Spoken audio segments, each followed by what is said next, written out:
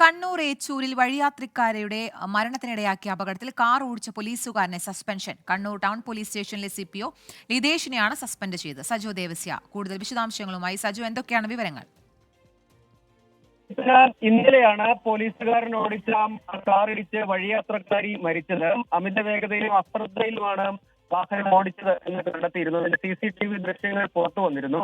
അമിത വേഗതയിലെത്തിയ വാഹനം ഏച്ചൂർ കമാൽ പീടികയിൽ വെച്ച് തക്കാളിപ്പീടിക സ്വദേശിയായ ബീനെ ഇടിച്ചു തെറിപ്പിക്കുകയായിരുന്നു. ഈ സംഭവത്തിലാണ് ഇപ്പോൾ കണ്ണൂർ സിറ്റി പോലീസ് കമ്മീഷണറുടെ നടപടി ഉണ്ടായിരിക്കുന്നത്. കണ്ണൂർ ടൗൺ പോലീസ് സ്റ്റേഷനിലെ CPO ലിതേഷിനെയാണ് സസ്പെൻഡ് ചെയ്തിരിക്കുന്നത്.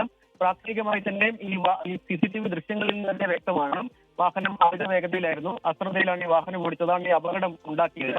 വഴിയരികിലൂടെ നടന്നു പോവുകയായിരുന്ന 64-കാരിയെയാണ് ഈ വാഹനം ഇടിച്ചു തെറിപ്പിച്ചത്. തൽക്ഷണം തന്നെ അവർ മരിക്കുകയും ചെയ്തിരുന്നു. ഈ സംഭവം വ്യാപക വിമർശനത്തിന് ഇടയാക്കിയിരുന്നു. ഈ സംഭവത്തിൽ പോലീസുകാരനെതിരെ മനഃപൂർവ്വമല്ലാത്ത നരഹത്യ ചുമത്തി കട്ടക്കൽ പോലീസ് കേസെടുക്കുകയും ചെയ്തിരുന്നു. അതിന് പിന്നാലെയാണ് കുറ്റകരമായ ഒരു അനാസ്ഥ വീഴ്ച പോലീസുകാരുടെ ഭാഗത്തുനിന്ന് ഉണ്ടായിട്ടുള്ളത്. അക്കാര്യത്തിൽ വകുപ്പ് തല നടപടി അനിവാര്യമാണ് എന്ന പ്രാഥമികമായ റിപ്പോർട്ടിന്റെ അടിസ്ഥാനത്തിലാണ് കണ്ണൂർ ഏച്ചൂരിലാണ് വഴിയാത്രിക്കാരിയുടെ മരണത്തിനിടയാക്കിയ അപകടത്തിൽ കാർ ഓടിച്ച പോലീസുകാരനെ സസ്പെൻഡ് ചെയ്തത്.